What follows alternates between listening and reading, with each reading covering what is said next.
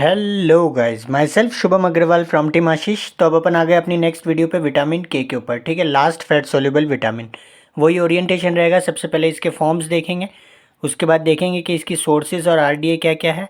Metabolism सबका same है। Biochemical role देखेंगे, डेफिशिएंसी मैनिफेस्टेशन देखेंगे, और लास्ट में विटामिन के साइकिल पे आपके एक शॉर्ट नोट आता है, इसमें वो डिस्कस करेंगे। ठीक है, तो स्टार्ट करते हैं विटामिन के। इस के का मतलब क्या है? इस के का मतलब है कोएगुलेशन। ठीक है, जर्मन वर्ड में कोएगुलेशन के से स्टार्ट होता है, तो ये एक जर्मन वर्ड है। इसका दूसरा नाम इसलिए विटामिन को कहते हैं कोएगुलेशन विटामिन। ठीक है, तो ये कोएगुलेशन में हेल्प करता है। कैसे करता है ये अपन आगे अभी देखेंगे। ठीक है, तो इनके अगर केमिकल स्ट्रक्चर की मैं बात करूँ तो ये नेप्थोक्विनोन डेरिवेटिव्स है।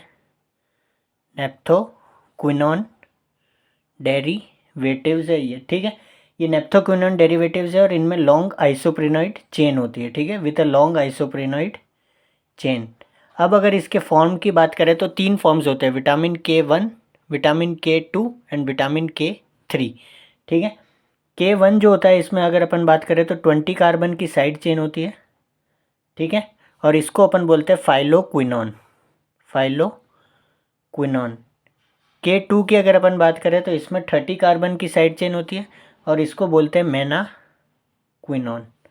ठीक है, तो ये एमसीक्यू आ जाते हैं कई बार, तो ये नाम ध्यान रखना है आपको।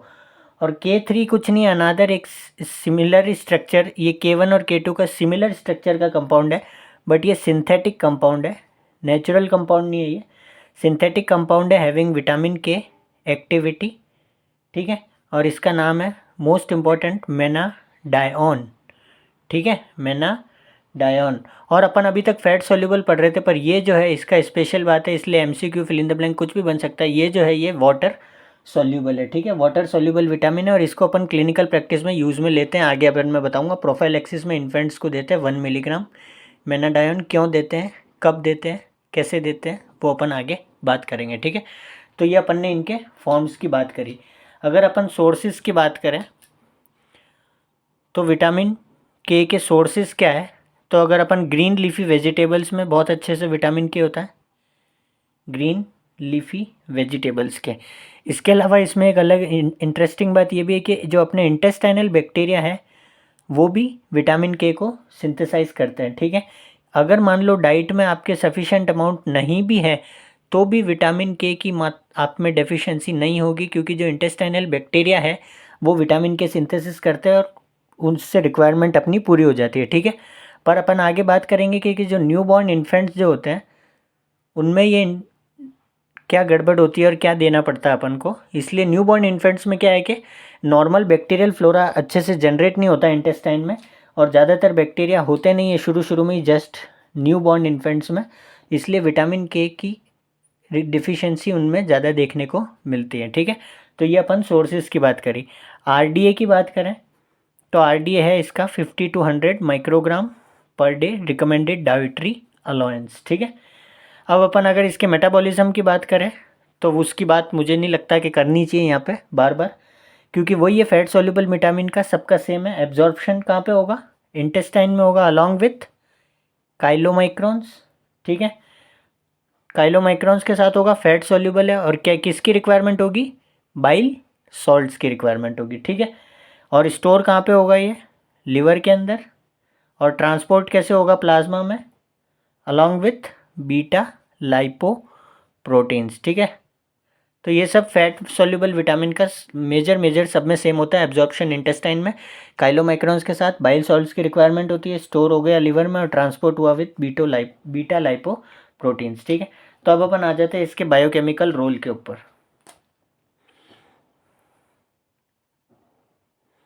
ठीक है, तो मोस्ट इम्पॉर्टेंटली ये जो है ये कोएगुलेशन विटामिन है, मैंने बताया था, तो it is necessary for coagulation. और कैसे नेसेसरी है कोएगुलेशन के लिए, कैसे कोएगुलेशन कराता है, तो ये जो फैक्टर्स कुछ होते हैं, आपने फिजियोलॉजी में क्लॉटिंग फैक्टर्स पढ़े होंगे, तो जो फैक्टर्स जो है वो कौन से फैक्टर्स है डिपेंडेंट ऑन विटामिन के, ये आपके फिजियोलॉजी में भी क्वेश्चन आता है। कौन कौन से हैं, 2, 7, 9 एंड 10। ठीक है, ये जो है विटामिन के पे डिपेंडेंट है। तो इनका सिंथेसिस तो होता है लीवर के अंदर, पर ये सिंथेसिस होता है इनएक्टिव फॉर्म के अंदर, इनएक्टिव फॉर्म और जाइमोजेंस के फॉर्म में ये सीक्रेट होते हैं, ठीक है। तो इनके एक्टिवेशन के लिए किसकी ज़रूरत है? विटामिन के की। विटामिन के क्या करता है? दे अंडरगो, ये जो है फैक्टर्स जो है इनका क्या होता है? पोस्ट ट्रांसलेशनल मॉडिफिकेशन होता है। पोस्ट ट्रांसलेशनल मॉडिफिकेशन क्या करवाता है विटामिन के? ये करवाता है gamma carboxylation of glutamic acid residues, और इसके लिए विटामिन के की बहुत ज़्यादा रिक्वायरमेंट है। तो इसी के लिए मैंने बताया था कि विटामिन के साइकिल एक होती है, वो इम्पॉर्टेंट है। तो अपन वही बना लेते हैं यहाँ पे और उसको देखते हैं कि क्या हो रहा है विटामिन के साइकिल के अंदर, ठीक है। तो सबसे पहले मैंने बताया विटामिन के की रिक्वायरमेंट है, तो उसमें विटामिन होता है रिड्यूस्ड विटामिन के, ठीक है। रिड्यूस्ड फॉर्म में उसको बोलते हैं हाइड्रोक्सी क्विनॉन, ठीक है। नेप्थोक्विनॉन डेरिवेटिव्स है ना, ये मैंने बताया था। तो हाइड्रोक्सी क्विनॉन, ठीक है। अब क्या हुआ कि ये विटामिन क्या करता है? ग्लूटामिक एसिड का गामा कार्बोक्सिलेशन रेस करता है ये, ठीक है। तो ग्लूटामिक एसिड का गामा कार्बोक्सिलेशन हो गया, गामा कार्बोक्सी ग्लूटामेट बन गया अपने पास, ठीक है। और यही जरूरी था, इससे फिर ये क्लॉटिंग फैक्टर जो हो जाएंगे वो एक्टिव हो जाएंगे, ठीक है। कौन कौन से? 2, 7, 9 और 10। और ये जो रिड्यूस्ड विटामिन था इससे बन जाएगा ये इपॉक्साइड फॉर्म ऑफ विटामिन के। इपॉक्साइड फॉर्म ऑफ विटामिन के बन गया अपने पास, ठीक है। और इसके लिए एंजाइम कौन सा रिक्वायरमेंट है? विटामिन के डिपेंडेंट कार्बोक्सिलेज, ठीक है। विटामिन के डिपेंडेंट कार्बोक्सिलेज एंजाइम की मदद से ऑक्सीजन प्लस CO2 रिक्वायर होती है इसको। इसमें ये माइक्रोसोमल एंजाइम है, अपन ने बात कर रहे हैं। ये ध्यान रखना कि ये जो है ये माइक्रोसोमल एंजाइम है that requires oxygen, CO2 and NADPH, ठीक है। और रिड्यूस्ड विटामिन के, तो उससे ये इपॉक्साइड फॉर्म में बन गया, ठीक है। और ये एक्टिवेशन हो गया। अब मैं बता रहा था ये साइकिल है। तो अब ये इपॉक्साइड फॉर्म जो है ये वापस आपका कन्वर्ट हो जाएगा ऑक्सीडाइज्ड विटामिन के अंदर। ऑक्सीडाइज्ड विटामिन के जिसको अपन बोलते हैं क्विनॉन, ठीक है। ऑक्सीडाइज्ड विटामिन के जिसको अपन बोलते हैं क्विनॉन, और इसके लिए जो एंजाइम चाहिए होता है वो होता है आपका इपॉक्साइड रिडक्टेस, ठीक है। और इसमें क्या होता है कि लाइपोइक एसिड, जो रिड्यूस्ड लाइपोइक एसिड होता है वो ऑक्सीडाइज्ड लाइपोइक एसिड में कन्वर्ट हो जाता है आपका, ठीक है। तो ये ध्यान रखना, इपॉक्साइड रिडक्टेस ये बहुत इंपॉर्टेंट है। इससे रिलेटेड अभी एक क्लिनिकल भी बताऊंगा मैं, ठीक है। तो इपॉक्साइड रिडक्टेस, और वापस से ये साइकिल कंप्लीट, ऑक्सीडाइज्ड से वापस ये रिड्यूस्ड विटामिन के बन जाता है in the presence of vitamin के रिडक्टेस, ठीक है। और इट रिक्वायर्स NADPH, ठीक है। तो NADPH से ये कन्वर्ट हो जाता है NADP+ के अंदर। तो ये साइकिल वापस से कंटिन्यू, फिर वापस से रिड्यूस्ड, वापस से जो इनएक्टिव फैक्टर होंगे 2, 7, 9, 10 उनका गामा कार्बोक्सी ग्लूटामेट बन जाएगा। पोस्ट ट्रांसलेशनल मॉडिफिकेशन होगा, गामा कार्बोक्सिलेशन होगा ग्लूटामिक एसिड रेजिड्यूज का, फैक्टर्स एक्टिव होंगे, और इसी साइकिल को अपन बोलते हैं विटामिन के साइकिल, ठीक है। तो ये 2 नंबर में कई बार, बहुत बार 5 नंबर में भी, तो अच्छे से इसको समझा देना अच्छे से कैसे क्या है। तो ये बहुत इंपॉर्टेंट फंक्शन है इसका विटामिन के का, ठीक है। क्या करते हैं ये? They undergo post translational modification. कौन से फैक्टर्स? 2, 7, 9, 10, ठीक है। उसके लिए किसकी ज़रूरत होती है? विटामिन के की। और अगर मान लो विटामिन के की डेफिशिएंसी है तो अपन देखेंगे डेफिशिएंसी मैनिफेस्टेशन में, तो क्लॉटिंग फैक्टर्स जनरेट एक्टिव नहीं होंगे, तो 2, 7, 9, 10 एक्टिव नहीं होंगे, क्लॉटिंग फैक्टर्स नहीं होंगे, तो क्या होगा? क्लॉटिंग नहीं होगी और ब्लीडिंग होगी, ठीक है। तो ये बहुत इंपॉर्टेंट आपका विटामिन के साइकिल थी। अगर इसके और दूसरे फंक्शन की अगर मैं बात करूँ तो इसका एक और इम्पॉर्टेंट फंक्शन होता है कि ये जो विटामिन के जो डिपेंडेंट कार्बोक्सिलेशन जो है आपका, ये और भी एक चीज़ के लिए ज़रूरी होता है, for functional activity of osteocalcin. For functional activity of osteocalcin. और ये ऑस्टियोकैल्सिन क्या होता है? बोन प्रोटीन होता है। तो ये क्या करवाता है? बोन फॉर्मेशन, ठीक है। तो ये भी एक इम्पॉर्टेंट फंक्शन है कि विटामिन के का बोन फॉर्मेशन पे भी बहुत इंपॉर्टेंट रोल होता है, ठीक है, क्योंकि ये फंक्शनल एक्टिविटी बढ़ाता है ऑस्टियोकैल्सिन की, जो कि एक बोन प्रोटीन है, ठीक है। अब अपन अगर बात करें डेफिशिएंसी मैनिफेस्टेशंस की, अगर इसकी बात करें तो अपन ने बात कर ही ली। डेफिशिएंसी मैनिफेस्टेशन से क्या होगा? Haemorrhagic disease of new born. अब मैं आता हूँ कि ये न्यू बॉर्न में क्यों हो रही है हेमरेजिक डिजीज़, और न्यू बॉर्न में विटामिन के की डेफिशिएंसी ज़्यादा देखने को मिलती है, ठीक है।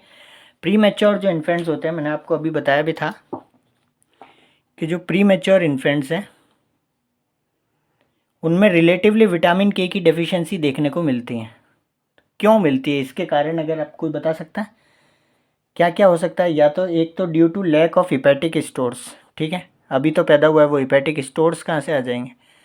ठीक है, स्टोर तो धीरे धीरे होगा ना, विटामिन फैट सॉल्युबल विटामिन है, तो lack of hepatic stores, limited oral intake, ठीक है, ओरल इंटेक भी लिमिटेड है क्योंकि ठीक है अभी तो सिर्फ दूध पे ही है वो, और absence of intestinal bacteria, absence of intestinal bacterial flora, तो बैक्टीरियल फ्लोरा भी नहीं है अच्छे से, तो वो भी नहीं बना सकते, ओरल इंटेक भी नहीं ले रहा है, हेपेटिक स्टोर भी नहीं है, इसलिए विटामिन के की ज़्यादातर डेफिशिएंसी न्यूबॉर्न इन्फेंट्स में देखने को मिलती है। इसीलिए इट इज़ एडवाइज्ड, इसीलिए ये एडवाइस किया जाता है कि न्यूबॉर्न इन्फेंट्स को प्रोफाइलेक्टिक डोज देते हैं विटामिन के की, और कौन सा विटामिन देते हैं? 1 मिलीग्राम मीनाडायोन। कौन सा है ये? Vitamin D3। फैट सोल्यूबल है, वाटर सोल्यूबल है? वाटर सोल्यूबल है। कौन सा? सिंथेटिक है, नेचुरल है? सिंथेटिक है, ठीक है। तो ये 1 मिलीग्राम मीनाडायोन प्रोफाइलेक्टिक डोज इन्फेंट्स को दिया जाता है ताकि हेमरेजिक डिजीज़ ना हो सके, क्योंकि उनमें डेफिशिएंसी होने के बहुत ज़्यादा चांस होते हैं।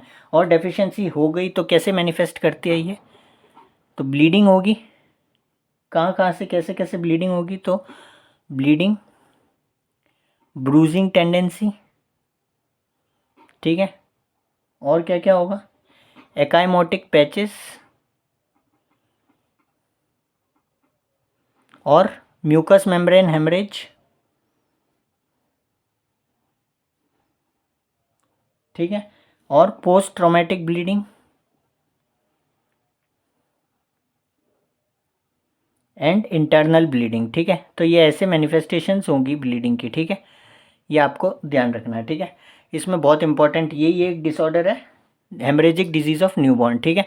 अगर लैब डायग्नोसिस करनी है तो कैसे करेंगे? इसके जो फीचर्स होते हैं वो क्या होता है? प्रोलॉन्गेशन ऑफ प्रोथ्रोम्बिन टाइम बढ़ जाता है, और डिलेड क्लॉटिंग टाइम, ठीक है। प्रोथ्रोम्बिन टाइम बढ़ जाता है और क्लॉटिंग टाइम डिलेड होता है, आर कैरेक्टरिस्टिक्स ऑफ विटामिन के डेफिशिएंसी, ठीक है।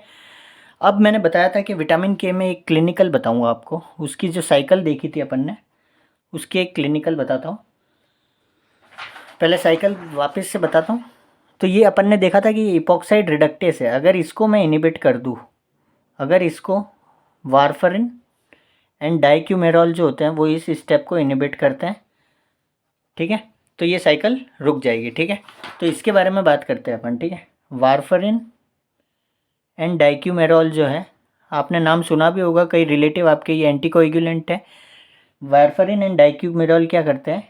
इनिबिट गामा कार्बोक्सिलेशन सिस्टम, ठीक है। कैसे करते हैं इनिबिट? क्योंकि ये वारफरिन और डाइक्यूमेरॉल जो होते हैं ना, ये स्ट्रक्चरली सिमिलर होते हैं विटामिन के, ठीक है, स्ट्रक्चरली सिमिलर होते हैं विटामिन के, और ये बाइंड कर देते हैं, कम्पिटिटिव इनिबिशन करते हैं। अपन ने अभी एंजाइम नहीं पढ़ा है, पर अगर आपने पढ़ रखा है तो कम्पिटिटिव इनिबिशन करते हैं ऑफ विटामिन के इपॉक्साइड रिडक्टेस का, ठीक है। तो उससे क्या होगा? विटामिन के की साइकिल रुक जाएगी, तो 2, 7, 9, 10 का एक्टिवेशन नहीं होगा। तो ये जो है ये वाइडली यूज्ड एंटी कोएगुलेंट्स है। विटामिन के क्या करवा रहा था? आपका कोएगुलेशन, ठीक है। तो ये कोएगुलेशन को प्रिवेंट करते हैं। तो ये ड्रग्स अपन यूज़ में लेते हैं, एंटी कोएगुलेंट्स जहाँ पे अपन को यूज़ करने होते हैं वहाँ पे अपन वारफरिन और डाइक्यूमेरॉल देते हैं, ठीक है। तो ये एंटी कोएगुलेंट्स है, वाइडली यूज्ड एंटी कोएगुलेंट्स है, ओरल एंटी कोएगुलेंट्स है। अपन अच्छे से उसको फार्मा में और बहुत अच्छे से पढ़ते हैं, पर ये बात जरूर ध्यान रखनी है, MCQ भी आता है। कौन सा एंजाइम इनिबिट करते हैं? विटामिन के इपॉक्साइड रिडक्टेस, वारफरिन एंड डाइक्यूमेरॉल, ठीक है। ये एक क्लिनिकल इंपॉर्टेंट बात ध्यान रख सकते हैं। अब अगर प्रेग्नेंट वुमेन कोई है, उसका अपन वारफरिन से ट्रीटमेंट कर रहे हैं, ठीक है, एंटीकोएगुलेंट वारफरिन से ट्रीटमेंट कर रहे हैं, तो क्या होगी? इसमें फीटल बोन एबनॉर्मेलिटीज़ देखने को मिलती है, ठीक है। ये भी एक बात अगर ध्यान रहे तो रख लेना, क्योंकि ये जो वारफरिन जो है ये टेरेटोजेनिक ड्रग है, फीटल बोन एबनॉर्मेलिटीज़ देखने को मिलती है, इसी को अपन बोलते हैं फीटल वारफरिन सिंड्रोम, ठीक है। तो ये अपन ने देख लिया। अब हाइपर विटामिनोसिस, अगर विटामिन के का टॉक्सिसिटी हो जाए, ज़्यादा लेवल हो जाए, तो क्या होगी? हीमोलाइसिस हाइपर बिलीरुबिनेमिया और कर्निक टेरस। ठीक है, हीमोलाइसिस हो जाएगी, हाइपर बिलीरुबिनेमिया होगा और कर्निक टेरस होगा। ठीक है, तो ये इस तरह से विटामिन के देखा अपन ने। तो इसमें मोस्ट इंपॉर्टेंट जो है वो क्वेश्चन आएगा तो विटामिन के साइकिल का आएगा, या फिर इसकी डेफिशिएंसी मैनिफेस्टेशन का आएगा, हेमरेजिक डिजीज़ ऑफ न्यूबॉर्न। ठीक है, बाकी बहुत आसान सी छोटी सी वीडियो है ये। ठीक है, तो मिलते हैं अपन अगली वीडियो में, वाटर सॉल्युबल विटामिन्स स्टार्ट करते हैं। ठीक है, जब तक के लिए जय हिंद, जय भारत।